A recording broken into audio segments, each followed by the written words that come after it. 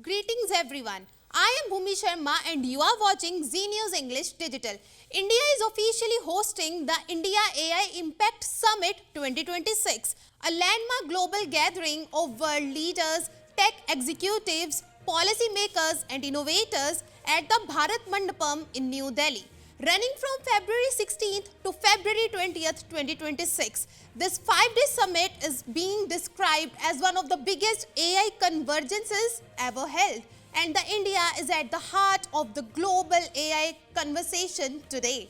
The 5-day summit has brought together world leaders, top policymakers, global tech CEOs, researchers and innovators, all under one roof to discuss the future of artificial intelligence and its impact on the society. Prime Minister Narendra Modi inaugurated the summit, emphasizing the artificial intelligence must be human-centric, ethical and inclusive. He underlined that AI should empower societies, accelerate economic growth and bridge digital divides, not widen them.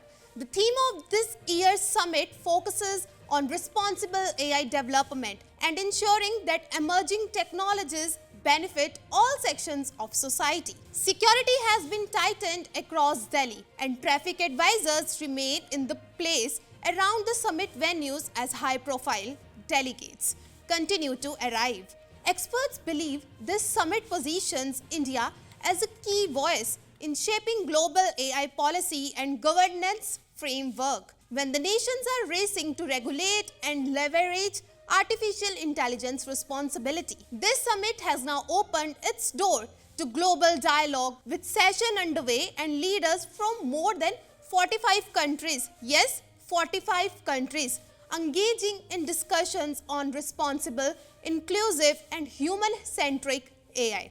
India's push to innovative responsibility was further highlighted by initiatives like extending UPI one-word digital payments to international delegates and showcasing breakthrough homegrown AI models.